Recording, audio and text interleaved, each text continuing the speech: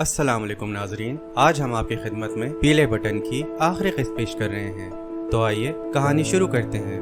दूसरी तरफ किसान की बीवी सारे बर्तन हासिल करके बहुत खुश थी। वो समझ रही थी कि उसने तो फेरी वाले को लूट लिया है और चंद पीले बटनों के बदले इतने सारे बर्तन हासिल कर लिए हैं। खुशी खुशी उसने वो सारे बर्तन घर में इधर उधर सजा दिए। थोड़ी देर के बाद जब किसान दोपहर का खाना खाने के लिए आया तो घर में इतने सारे नए बर्तन रखे हुए देखकर चौंक गया और हैरत से पूछा, अरे ये सब बर्तन कहाँ से आए? बीवी ने मुस्कुराते हुए बताया, देखो कितने खूबसूरत बर्तन हैं। ये सब मैंने तुम्हारे उन फजूल बटनों के बदले खरीदे हैं। क्या? किसान परेशान होकर चिल्ला उठा, जब मैंने तुम्हें मना किया था कि इन्हें हाथ नहीं लगाना तो फिर तुमने उन्हें वहाँ से क्यों निकाला जहाँ मैंने उन्हें दबाया था? मैंने उन्हें वहाँ से नहीं निकाला, मैंने तो तुम्हारी पूरी बात मानी है। तुमने मुझे उनको छूने से मना किया था, इसलिए मैंने उन्हें हाथ भी नहीं लगाया, सिर्फ जगह बताई तो फेरी वाले ने खुद ही खोद कर निकाल लिए। बीवी ने पूरी वजाहत की। ओ बेवकूफ औरत! किसान गुस्से से अपने बाल नोचने लगा। तुमने वो जगह उसे बताई ही क्यों? तुमने मुझे इस बात से तो मना नहीं किया था, बीवी मासूम सा मुंह बनाकर बोली। अहमक औरत! किसान अपना सर पीटने लगा और दीवारों से सर टकराने लगा। अरे बेवकूफ औरत, वो सारे पीले बटन सोने के सिक्के थे।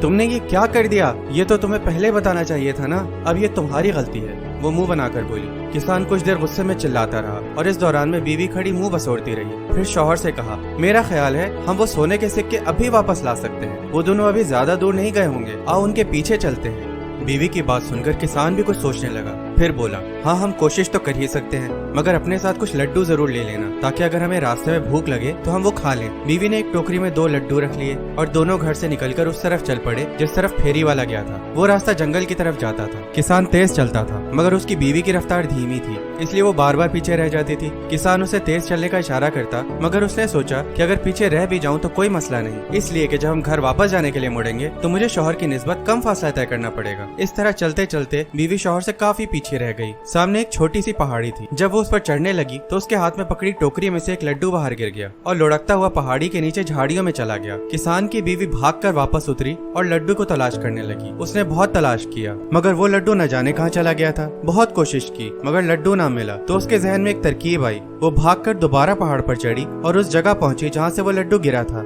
वहाँ पहुंचकर उसने दूसरा लड्डू भी निकाला और उसे नीचे फेंकती हुई बोली, अब ये लड्डू भी वहीं जाएगा जहाँ पहला गया था। मैं इसके पीछे पीछे जाऊंगी और इसके साथ ही मुझे पहला लड्डू भी मिल जाएगा। उसने दूसरा लड्डू भी फेंक दिया और खुद उसके पीछे भागी मगर वो भी न जाने कहाँ जाकर गुम हो गया। अब दोनों लड्डू गुम हो चुके थे। काफी देर ढूंढने के बाद वो मायूस होकर आगे चल पड़ी जहाँ पहाड़ी की दूसरी तरफ किसान एक घने दरख्त के नीचे बैठा उसका इंतजार कर रहा था। उसे देखते ही वो बोला, अब जल्दी से लड्डू निकालो, मुझे भूख लग रही है। लड्डू तो गए, वो मुंह बसोर कर बोली। कहाँ गए? किसान चीख उठा। एक लड्डू गिर गया था, दूसरा मैंने उसकी तलाश में उसके पीछे भेजा मगर वो भी न जाने कहाँ खो गया। बीवी ने उसे सारी कहानी सुनाई तो किसान हैरान होकर बोला, तुम ऐसी बेवकूफाना हरकतें इतनी अक्लमंदी से कैसे कर लेती हो? तुमने मुझे इस बारे में मना भी तो नहीं किया था। वो बड़े आराम से बोली। तो किसान लाजवाब सा हो गया। फिर अचानक कुछ सोचकर पूछा, मुझे उम्मीद है कि तुमने घर से निकलते वक्त बैरूनी दरवाजा बंद करके आई होगी। नहीं, मैंने तो दरवाजा बंद नहीं किया क्योंकि तुमने मुझे इस तरफ तवज्जो ही नहीं दिलाई थी, बीवी ने जवाब दिया। उसकी बात सुनकर किसान परेशान हो गया और गुस्से से चीखा, इससे पहले कि हम मजीद आगे जाएं, तुम घर वापस जाओ और दरवाजा बंद करके आओ। दरवाजा बंद करके उसके ताला लगा कर आओ और हाँ,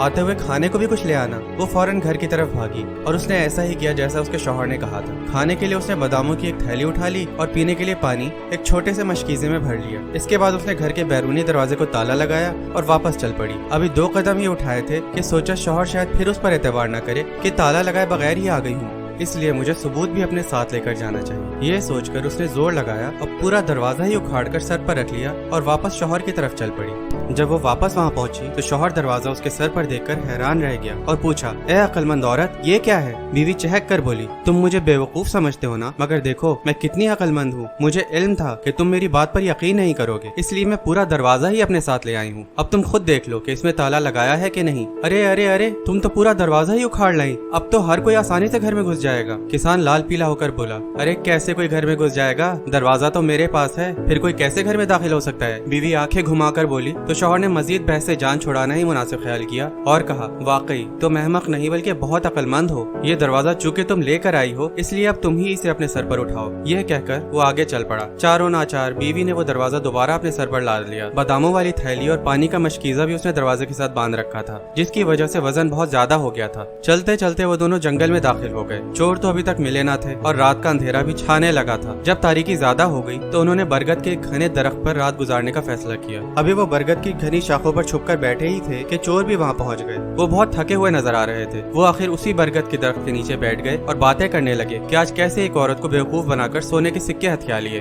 थोड़ी देर बातें करने के बाद दोनों चोर रात गुजारने के लिए आग जलाने की कोशिश करने लगे। किसान ने कुछ सोचकर दरख्त के शाखों पर लगे हुए फल तोड़े और ताक ताक कर उन दोनों के सरों पर निशाने लगाने लगा। वो दोनों इस उस्ताद से बुरी तरह घबरा गए और एक दूसरे से कहने लगे, हवा या आंधी तो है नहीं, फिर ये फल कहाँ से और कैसे गिर रहे हैं। किसान की बीवी दरवाजा अपने कंधे पर उठाए उठाए काफी थक चुकी थी। उसने सोचा कि दरवाजे के साथ बंधा पानी का मशकीजा इसके वजन में इजाफा कर रहा है। उसने शौहर से कहा, वजन ज्यादा हो गया है, इसलिए मैं मशकीजे का पानी नीचे फेंक रही हूँ। ये कहते हुए उसने पानी नीचे उंडेल दिया। जब वो पानी नीचे बैठे दोनों चोरों के सर पर पड़ा तो वो चिल्ला उठे, अरे आंधी के बाद तो अब बारिश भी हो गई है। अगले ही लम्हे बीवी ने महसूस किया कि पानी नीचे उंडेलने के बावजूद दरवाजा तो अभी तक वैसा ही वजनी है। तो वो फिर शौहर से कहने लगी, अब मैं बादाम भी नीचे फेंक रही हूँ, अब मैं इनका बोझ मजीद बर्दाश्त नहीं कर सकती। फिर इससे पहले कि शौहर कोई जवाब देता, उसने बादामों से भरी पूरी थैली नीचे उलट दी। जो ही वो सारे बादाम नीचे बैठे हुए चोरों के सर पर बरसे तो वो चीख उठे, अरे अब तो ओले भी बरसना शुरू हो गए हैं, चलो कहीं और भाग चले। पानी और बादाम नीचे फेंकने के बावजूद भी जब दरवाजे का वजन कम ना हुआ तो वो समझ गई कि खुद दरवाजा ही बहुत वजनी है। दरवाजा अब उसे संभाला नहीं जा रहा था, वो उसके हाथ से फिसलने लगा था। वो शौहर से कहने लगी, लो जी अब दरवाजा भी चला। ये कहते हुए उसने दरवाजा छोड़ दिया जो सीधा जाकर चोरों के ऊपर गिरा। अरे मर गए, वो एक साथ चिल्लाए और फिर देखे बगैर कि क्या चीज सर पर पड़ी है, सर पर पांव रखकर भागे और कहते जा रहे थे, पहले आंधी आई, फिर बारिश आई, फिर ओले बरसे और अब तो आसमान ही सर पर आ पड़ा है। भागते हुए चोर अपना सारा सामान वहीं छोड़ गए। उनको भागता देखकर किसान और उसकी बीवी दरख्त से नीचे उतरे और चोरों के सामान से उनको अपने सोने के सारे सिक्के वापस मिल गए। उन्होंने चोरों का सारा सामान उठाया और घर की तरफ वापस चल पड़े। और इसके साथ ही पीले बटन की आखिरी किस्त अपने इख्तिताम को पहुंची। उम्मीद है आपको ये कहानी पसंद आई होगी। मजीद कहानियाँ सुनने के लिए हमारे चैनल को सब्सक्राइब करना हरगिज ना भूलिएगा। शुक्रिया।